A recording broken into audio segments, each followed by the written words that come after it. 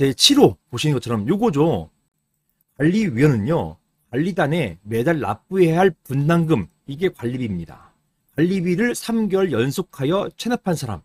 일단 관리비를 3개월 체납해야 되고요. 그리고 이게 연속해야 돼요.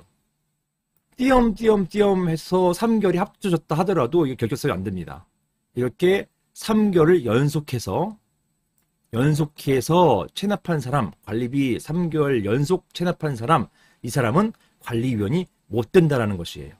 이게 집합금융법 시행령에 규정되어 있는 것입니다. 자, 이거는요, 관리위원회에 대한 결격사유예요. 이걸 가지고서 아까 제가 설명하면서 관리는 이 규정 적용 안 받기 때문에 상관없다고 했잖아요. 이런 사람이라 하더라도 관리는 될 수 있다고 했잖아요. 마찬가지입니다. 선거관리위원도 규약에 별도 규정이 없으면, 법에는 선거관리위원 규정이 없어요.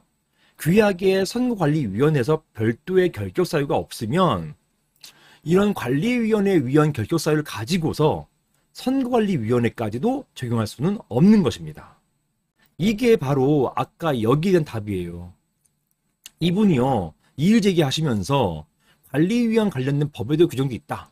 관리비 체납 3개월, 연속 3개월 관리비 체납 같은 경우에는 관리위원 될 수 없듯이 선거관리위원도 못 되는 거 아니냐? 이렇게 주장하신 거에 대해서 아니라는 것입니다. 그것은 아니다. 이렇게 되는 것이에요. 이건 관리위원회 결격사유인 것이지 선거관리위원회 결격사유는 아니에요.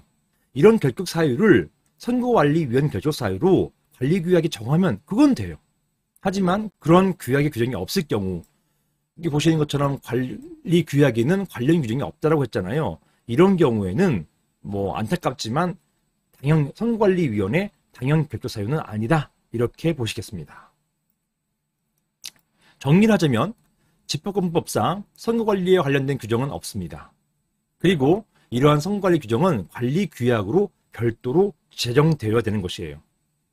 선거관리위원회 결격사유를 규약 또는 선거관리 규정으로 정해놓는 경우가 일반적입니다. 보통은 정해놔요.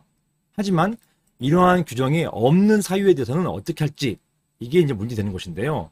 만약에 이런 규정이 없어요. 3개월 연속하여 관리비 미납한 사람은 선거관리위원이 못 된다라는 결격사유가 없을 경우에 어떻게 하냐는 거예요. 여기에 대해서 생각건데 규약 또는 규정에 정해져 있지 않는 사항을 가지고서 임의로 자격을 박탈할 수는 없다고 할 것입니다. 자격을 박탈하는 것, 자격을 부여하는 거는 좀 완화할 수가 있지만 자격을 박탈하는 것은 엄격해야 되거든요. 함부로 박탈을 못한다는 것이에요. 법을 해석할 때 해석을 확대 해석해가지고 어떤 사람의 지위를 박탈하면 안 되는 것이에요.